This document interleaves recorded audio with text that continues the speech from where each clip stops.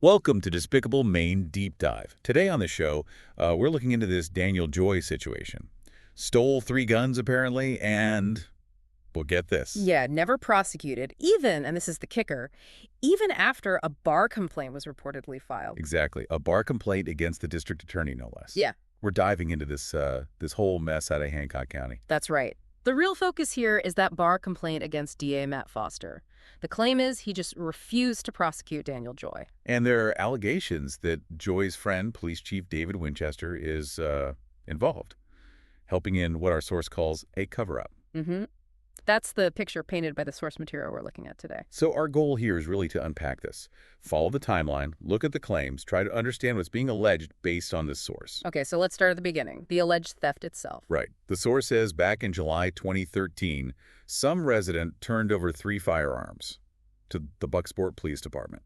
Seems straightforward. Standard procedure, you'd think. Hmm? Guns surrendered, logged, stored securely. But then, things get murky. Daniel Joy, who was working for the department then, started as patrolman, later did animal control, dispatching. He allegedly took possession of these guns from the police evidence room. And it wasn't like, oh, they noticed the next week.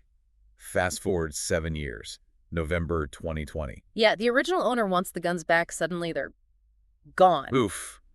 Vanished. Yes. Which, okay, that obviously starts an investigation. And that investigation, according to our source, pointed straight at Joy.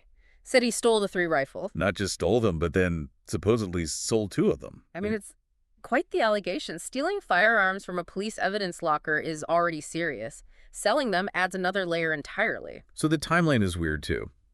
The theft allegedly happens around 2013, maybe shortly after.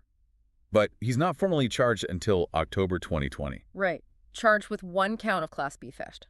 And that Class B designation is specifically because firearms were involved. And just so everyone's clear, Class B in Maine isn't trivial. We're talking potentially, what, up to 10 years in prison? 10 years and a hefty fine, up to $10,000. So these are serious charges on paper. You'd think charges like that, especially involving guns stolen from police custody by someone working for the police, you'd expect swift action, right? Arrest, booking. That's where it gets, let's say, confusing, according to this source. Despite those October 2020 charges, Yeah. the source claims that as of January 2024, that's over 3 years later, Joy had not gone to court. No court date. Apparently not. And more than that, reportedly never arrested, never booked into jail for this specific alleged theft. Wait, seriously. Charged with Class B felony theft of firearms from the police and no arrest, no booking. That's what the source asserts, which, raises immediate questions about how this was handled. It certainly does. It's like, imagine shoplifting a candy bar versus allegedly stealing rifles from the cops. You'd expect a very different response. Precisely. And the source offers an explanation, or at least an alleged explanation. Which is, This idea of a good old boys club. The claim is Joy is part of this network, friends with Chief Winchester, other officials in Hancock County. the old connections argument. So the source is basically saying he got a pass because of who he knew. That's the core allegation, that these connections shielded him from the normal process.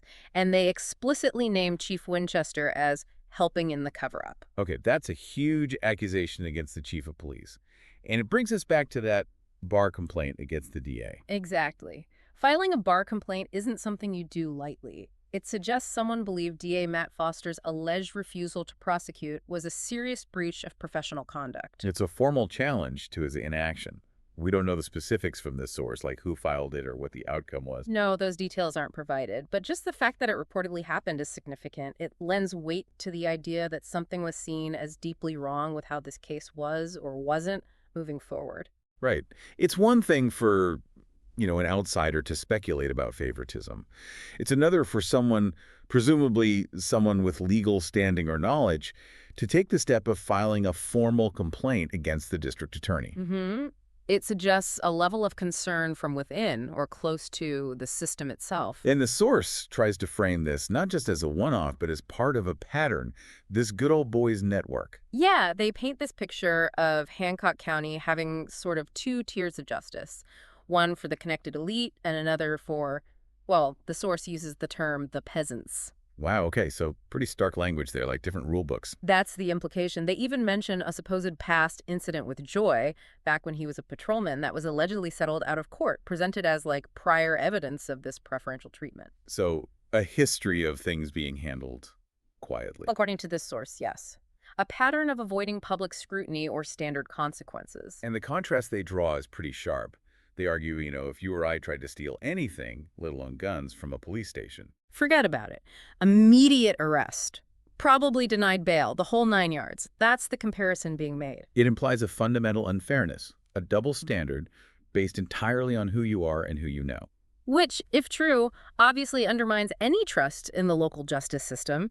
It hits at the core principle of equal justice under the law. Then the source goes even further, describing this alleged Hancock County kangaroo court procedure. Yeah, that phrasing is something. The accusation is that for these club members, cases get intentionally delayed, dragged out for years. And everyone forgets about it. Essentially, until public attention dies down. Then the charges might get minimized, maybe pleaded down to something minor, resulting in lenient outcomes. It sounds like gaming the system writ large. But then there's this bit about jurors.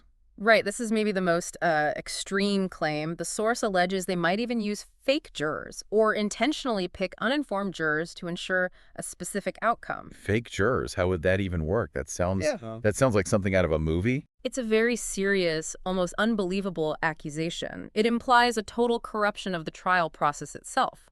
We have to stress this is purely from the source material we're discussing. Of course. But the source is putting it out there. And they also mentioned the local newspaper, the Ellsworth American. Yeah, claiming it's controlled by the court itself and essentially complicit by not reporting on Joy's alleged role or the supposed cover-up. So the media is part of the problem, too, according to this narrative, helping maintain the silence. That's the allegation, that the local paper turns a blind eye, further enabling this alleged lack of accountability. So let's recap the picture this source paints. We have alleged theft of firearms from police by an employee. Check. Followed by years of no prosecution, despite formal charges eventually being filed. Check. Claims this is due to connections. A good old boys club involving high-ranking officials like the police chief. And a formal bar complaint filed against the district attorney for his alleged refusal to act. Plus these really startling claims about a kangaroo court, delayed justice, minimized charges, and maybe even manipulated juries. It's a lot. It portrays a system potentially failing in its basic duties, at least according to this one source. The core message seems to be about this perceived two-tiered system, one for the insiders, one for everyone else. Yeah, that really comes through, the idea that the rules just apply differently depending on your connections. It's almost comical if it weren't so serious. Like, you get a parking ticket and it follows you forever, but allegedly steal guns from the evidence room. And maybe it gets handled over coffee. Or just disappears into a bureaucratic black hole. That's the absurdity the source highlights. It's like playing Monopoly. But one player owns the bank, the jail, and gets to change the rules whenever they land on boardwalk. That analogy kind of captures the sense of unfairness and lack of recourse described here. If the system itself is allegedly rigged, what can you do? And if the local paper won't report on it, as the source claims, then the public might not even know to be outraged. It's like the alleged foul happens, but the ref pretends not to see it. The silence, or alleged silence, becomes part of the mechanism that allows the whole thing to continue, according to this view. Well, we've just taken a deep dive into these claims surrounding Daniel Joy, the alleged stolen guns, that bar complaint against DA Matt Foster, and all the accusations of a cover-up involving Chief David Winchester in Hancock County. Yeah, the source material definitely lays out a narrative, a story of a justice system where supposedly who you know matters more than what you did. This idea of the good old boys club overriding the normal legal process. And that reported bar complaint against the DA? It really sticks out. It raises serious questions about accountability, about whether the law is being applied equally to everyone. The allegations we discussed, the delays, the talk of a kangaroo court, they paint a, frankly, disturbing picture of how justice might work in some cases, at least according to this source. Thanks for tuning into the Despicable Maine Deep Dive podcast. Remember, living in Maine is theft of your life.